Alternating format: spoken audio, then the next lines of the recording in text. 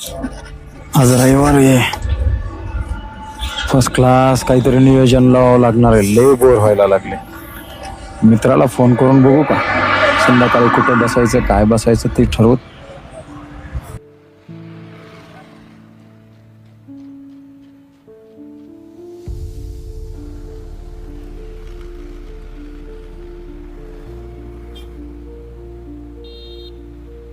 साहेब लय भूक लागली हो. 8 दिवस झाला उपाशी आहे मी. काही खायची व्यवस्था होईल का म्हणून? काय झालंय? काय सांगावं काय झालं म्हणून. पंढरपूरकडे माळशिरस नावाचं गाव आहे माझं. सुखी कुटुंब होतं, आनंदात राहत होतो. एक बायको 2 लेकरं. मलाच बुद्ध्या बनायच्या नादाला दारू प्यायचा नाद लागला.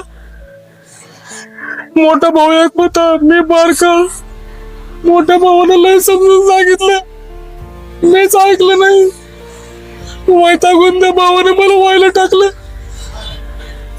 काळजी प्यायची आला पेटा व्हायला लागलं. एक आजाद कुत्तेदार भेटला. म्हणलं चला तुम्हाला लातूरला घेऊन जातो. त्यांच्या नादाने आम्ही लातूरला आलो. तर इथं काम मी लावलं आम्हाला एमआयडीसी मध्ये. 8-15 दिवस बरोबर राहिला. गुत्तेदार गायब झालं. तिथून कामावर आम्हाला काढून टाकलं. काळजी प्यायची आला पेटा व्हायला. साहेब 2 लेकरं आहेत मला. 8 दिवस झालं काही खाल्लं नाही. काय व्यवस्था झाली तर बघा. काम करतोस का? करतो साहेब, तुम्ही म्हणेल ते काम करतो. तुला कामावर लावायला काय नाही, पण आताच तू म्हणला की बाबा दारू पित होतो म्हणून. आता जर दारू प्यायला तुला कामावर लावल्यावर माझी वीट भेटते. तिथं कामावर लावल्यावर कसं काम करणार आहे तू नाही दारू? साहेब, माझ्या घराची शपथ घेऊन सांगतो, मला या गोष्ट लय उशिरा कळाली साहेब.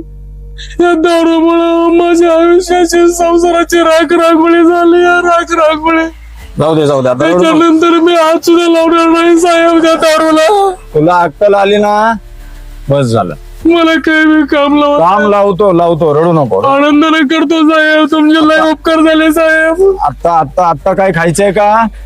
लेकराला खाऊ घाला साहेब. बर ठीक आहे, रडू नको. हिला दारूमुळे ह्याची एवढी वाट लागली आणि मी विचार करत होतो संध्याकाळी बसायचं. बस झाला, दारू बंद. गडे माणूस आला आणि काहीतरी शिकून गेला. एक व्यसन माणसाला नाही तर संपूर्ण घराला संपवतं.